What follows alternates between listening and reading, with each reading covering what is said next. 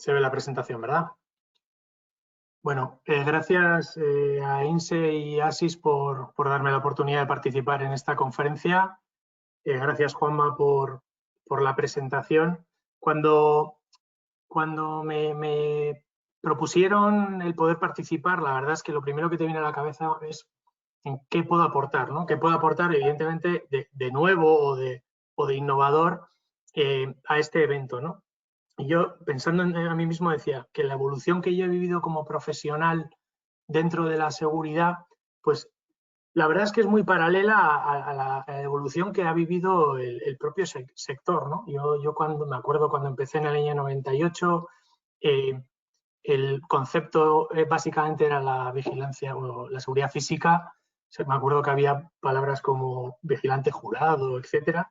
Luego hubo ha habido una temporada larga donde todas las mejoras venían un poco relacionadas con la tecnología, ¿no? Aportar pues, cámaras, controles de accesos, etcétera, que seguían un poco con ese tema un poco más tradicional, ¿no? Y lo que se trata hoy es ver si podemos ir un poquito más allá, ¿no? Y salirnos de esa historia tradicional y ver si se pueden hacer más cosas, ¿no?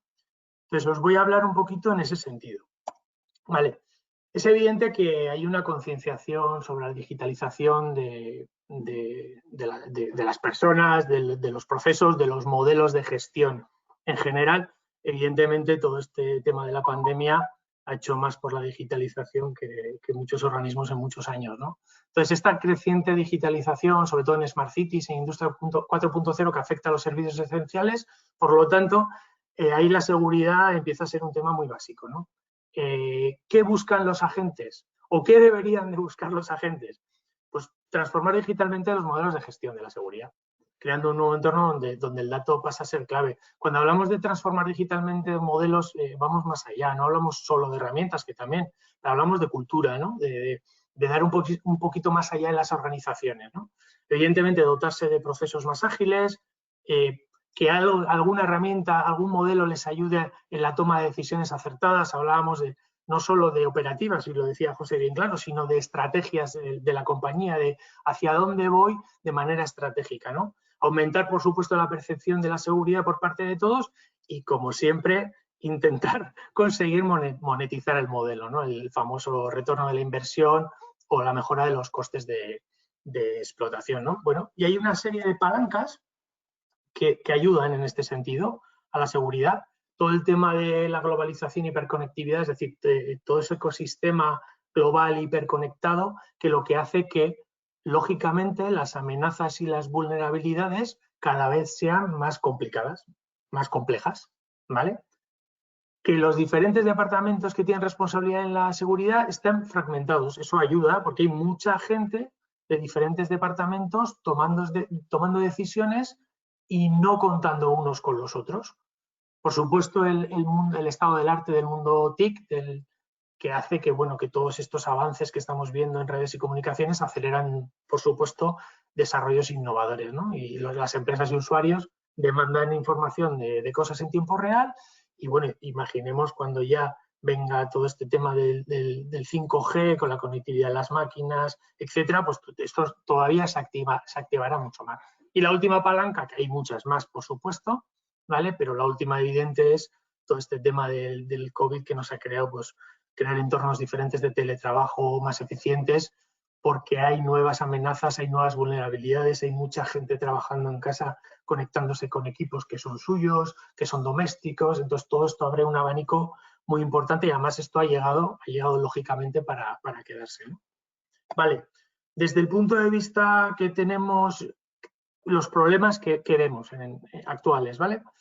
El tema de la visión fragmentada de la seguridad. Ya desde el año 2008, la Unión Europea está advirtiendo de la necesidad de converger en la parte física y la parte lógica. Aquí veis un dibujo con 4 cuadrantes bien diferenciados, ¿vale? El lógico safety, que es el menos conocido, el functional safety, ¿vale? Pero, por ejemplo, el safety físico, que lo conocemos muy bien, que es el safety básicamente se basa en riesgos accidentales, ¿vale? Y el security en riesgos deliberados. La parte de safety físico, que está la parte de protección contra incendios, todo el tema de emergencia, los planes de emergencia, los planes de autoprotección, la coordinación de PRL, todo ese tema que si se centraliza, se puede centralizar en una especie de EOC, en un Emergency Operation Center. Luego la parte de security físico, que la conocemos todos un poquito más porque está todos los SES, todos los sistemas electrónicos de seguridad, ya sean de CCTV, de control de accesos, intrusión, que se pueden o no integrar en un PSIM, ¿vale? La parte de los guardias de seguridad o de los vigilantes de seguridad, perdón. Eso normalmente se suele centralizar en un centro de control, donde se reciben una serie de alarmas y se actúa conforme a unos procedimientos, ¿no? Y luego ya está el mundo security lógico, ¿no? El famoso la ciberseguridad, ¿no? Donde ahí todavía es más complicado, porque hay un mundo IT donde lo importante es la confidencialidad y un mundo OT donde lo importante es la disponibilidad. Y en el mismo mundo hay gente que tiene objetivos diferentes, ¿no?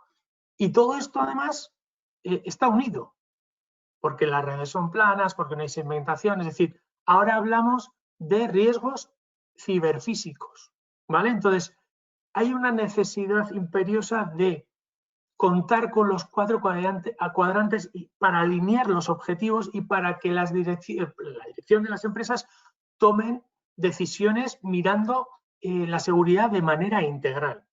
Bueno, si además lo que buscamos es gestionar la seguridad de manera, diríamos, holística para mitigar esos riesgos que decía José, de pues, riesgos de personas, de bienes, de información, incluso de reputación, debemos encontrar un entorno de aplicación más ágil, porque en estos momentos todos estos diferentes centros no tiene sentido que se manejen de manera independiente. Y me alegro que haya mencionado José lo que él llama Global SOC, ¿no? Porque es que en realidad lo que se está buscando, o lo que debemos de buscar es ese centro de control virtual que él hablaba, que maneje todo este tipo de cosas, ¿vale? Desde ese punto de vista, una vez analizado lo que son el contexto, lo que son las palancas y lo que es el problema, me gustaría intentar daros una serie de ideas sobre soluciones, sobre herramientas de software que están ya trabajando en este sentido, más en el entorno I+D+I, pero que están ya en el mercado y que solucionarían estos problemas, ¿vale? Concreto os voy a hablar de un framework conceptual con varios módulos, ¿vale? Evidentemente sustentado en una infraestructura cloud, por lo que decía José, de ese Global SOC virtual, al final los datos están ahí arriba, ¿vale? Y que tiene varios módulos como son el IoT Risk, el Robot Process Automation, inteligencia artificial y luego lo que sería el propio dashboard donde visualizar todo que estaría en ese Global SOC, ¿vale? Estos módulos son independientes, no tendrían por qué estar todos juntos, ¿vale? Y ahora os lo explico. ¿Qué es el IoT Risk? Pues algo muy sencillo. Nosotros, cuando empezamos cualquier trabajo, siempre partimos de los riesgos, ¿no? Y es evidente, ¿no? Entonces, cuando partimos de los riesgos, hacemos un pequeño catálogo de activos y analizamos los riesgos. Al final, la foto que nos queda es un análisis de riesgo en ese momento, en ese instante. Realmente, con el mundo donde nos vivimos en estos momentos, donde el dato en tiempo real es tan importante, es increíble que sigamos contando con análisis de riesgo que sean fotos momentáneas. ¿Qué buscamos con ese módulo? Ese es un módulo que con diferentes metodologías de análisis de riesgos, de FEMA, Marguerite, lo que sea, ¿vale? Busca que ese análisis del riesgo sea dinámico, que en todo momento sepamos en qué riesgo nos estamos moviendo. ¿Para qué? Pues para activar el siguiente módulo, que es el de workflow de automatización, digitalización, automatización de procesos. Al final, ¿yo para qué quiero saber que mi riesgo? Pues para activar procesos. Y esos procesos tienen que ser digitalizados y tienen que ser automáticos, que cada persona sepa en cada momento qué tiene que hacer, ¿vale? Entonces, ahí lo que estamos haciendo es activar una serie de procedimientos para intentar solventar el problema o la incidencia lo más rápido posible. Pero podemos ir a otro nivel superior, que es el de la inteligencia artificial, el machine learning, deep learning, que lo que hace es analizar todos esos datos que nos están entrando. ¿Para qué? Pues no solo para reaccionar rápido ante un evento, sino para intentar predecir ese evento, ¿vale? Lógicamente, las diferentes empresas se encuentran en diferentes estados. Habrá empresas maduras que necesiten este tipo de herramienta, como ha hablado José, y habrá otras que necesiten pues controlar sus activos simplemente, saber cuántos extintores y cuántos grabadores tienen, saber si esos elementos, esos extintores han sido mantenidos según indican las tablas del RIPSI. Pues eso lo que hay que hacer es una serie de tener digitalizados con una serie de formularios y saber qué tenemos y en qué estado se encuentran, ¿vale? La verdad es que esto se adapta a cualquier tipo de tamaño de empresa, ¿vale? Podríamos empezar digitalizando un plan de autoprotección con una serie de que no necesite el IoT Risk, es decir, yo como usuario activo un plan, me salen una serie de tareas, cada persona que esté metida en el plan sabe lo que tiene que hacer en todo momento, a través de apps, a través de herramientas se le va diciendo lo que tiene que hacer y una persona en tiempo real va siguiendo lo que hace, ¿vale? O meter la inteligencia artificial para ser predictivo. Vale, y el último módulo que es muy importante es ese Global SOC, ese dashboard que lo veríamos en el Global SOC virtual, ¿vale?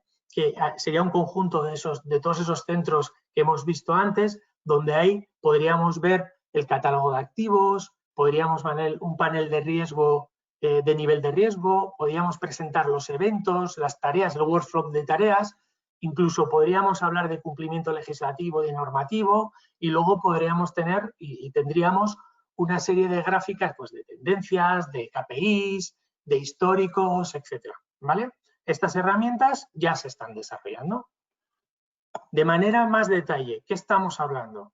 Estamos hablando de una ingestión de datos que pueden venir de un SCADA, pueden venir de una PSIM, pueden venir de un SIEM de Ciber, de un DECIM, de un BMS. Nos da un poco igual, lo que necesitamos es una serie de inputs, ¿vale? Tanto físicos, lógicos o sociales y, por supuesto, todo el tema de IoT que tenemos ahora hoy en día está muy en boga y que puede, en caso de no poder integrar algún tipo de sistema de los otros, podemos coger ciertos datos concretos que nos interesen a través de elementos de IoT. Esto conformaría en una serie de entradas físicas, lógicas y sociales que en la infraestructura cloud o incluso en algún caso en on-premise que nos lo puede pedir algún cliente, ¿vale? Y junto con la automatización y la inteligencia nos faciliten operar en un Global SOC, como os hablaba antes, un Command and Control Center, un SOC, un NOC, algo, y a través, evidentemente, de herramientas de apps, de realidad aumentada y en cualquier sistema operativo. Esto es una capa por encima de las PSIM, de los SCADAs, de SIEM, una capa de gobernanza que aúna todos esos datos para analizar el riesgo en tiempo real y activar una serie de procedimientos automáticos para que actuar de la manera más rápida posible o incluso cuando dispongamos de muchos datos, meter la inteligencia artificial para actuar incluso antes de que algo ocurra, ¿vale? Por supuesto, toda esta tecnología no depende de que nos inventemos cosas, hay muchísima tecnología open source y open innovation por ahí de geolocalización, de digitalización de procedimientos, de virtualización de espacios, todo el tema de Kubernetes para resiliencia, etcétera. Y buscamos, pues eso, ver el riesgo de manera integral, tener una visión holística de lo que es la seguridad. Por supuesto, tendremos ingestión de datos de IoT o ciberphysical o datos ciberfísicos. Contaremos con Big Data, aportarle resiliencia y el tema de la inteligencia artificial, ¿vale? Entonces, todo esto son herramientas que ya existen en el mercado y que van un poco en la línea de lo que José nos estaban contando, ¿no? Que modifican un poco la idea tradicional de la seguridad. Bueno, como conclusión, es evidente para mí que son necesarias las herramientas que luego van a transformar no solo los modelos de gestión, sino el propio sector. Creo que es importante, ¿vale? y que hagan que todos esos planes de emergencia, de autoprotección, que nos habla la parte safety, o los planes de la protección de infraestructuras críticas, como son los PPEs, los PSOs, o los planes directores, o incluso planes de contingencia, de continuidad de negocio, gestión de crisis, sean operables. Porque es que a mí me ha dado muchísima pena de toda la vida entregar en consultoría un montón de páginas de planes directores estupendos, pero que luego ves que en la realidad no terminan siendo operativos. Y eso es, la verdad es que es una pena. Y hacia ahí tenemos que tender, ¿no? Y existe una gran diferencia entre informatizar, que es cambiar la tecnología, y digitalizar, que es transformar, ¿eh? Por eso hablábamos desde el principio de transformar. Yo, de hecho, estuve en una charla que hablaba sobre Internet y decía que Internet, bueno, empezó en el año 95, lo que es la parte de empresa, ¿vale? Buscando un poco la mejora de procesos de las empresas en el entorno web, pero bueno, en aquel momento no había mucha gente que tuviera acceso, ¿no? Hasta 10 años después, en 2005, cuando empezó el tema social, el tema de las opiniones en el móvil, todo este tema que hemos visto de Facebook, etcétera, ¿no? Y otros 10 años después cambió al tema de Internet de las cosas, a las ondas, a los elementos IoT, al dato en tiempo real. Pues es que en la era del dato en tiempo real, lo que tenemos que buscar es todo este tipo de herramientas que sepan manejar esos datos en tiempo real para reaccionar de manera inmediata. Y parece ser que tenemos hasta 2025, porque todo va de 10 en 10 años. Entonces, animaría un poco a que todos intentáramos utilizar herramientas de este tipo para mejorar los modelos de gestión de la seguridad. Y esto es todo. Encantado de poder contestar preguntas o cualquier cuestión. Muchas gracias, Imanol, por tu presentación. Pues vamos a pasar al turno de preguntas, que tengo aquí varias que la gente ha ido haciendo por el chat, ¿vale? José, si quieres tú ponerte la cámara como lo veáis vosotros, ¿vale? Como os sentéis más a gusto, ¿vale? Ahora la de responder. Perfecto. Vale, voy a mirar, ¿vale?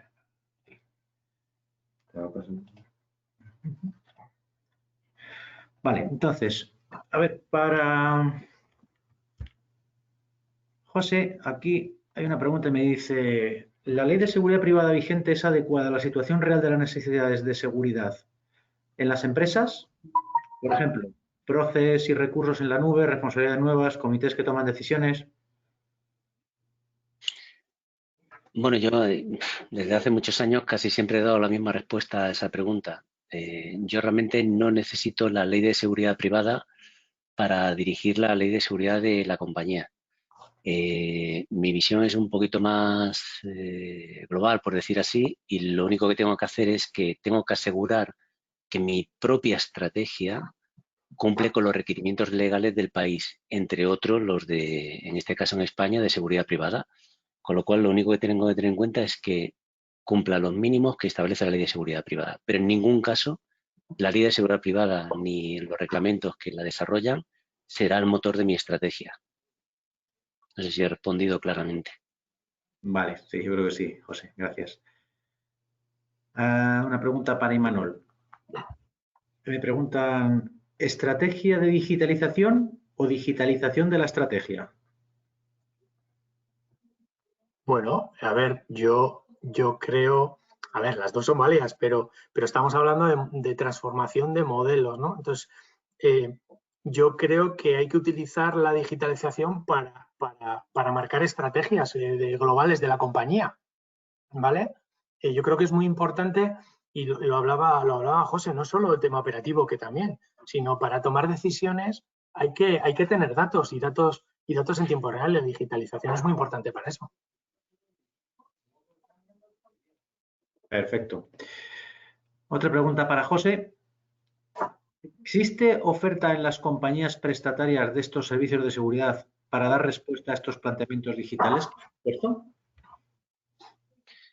Sí, de hecho, para cada una de las actividades de seguridad, tanto las recogidas en la ley de seguridad privada como otras que están actualmente fuera, como ha quedado la consultoría o el tema de inteligencia, sí hay plataformas.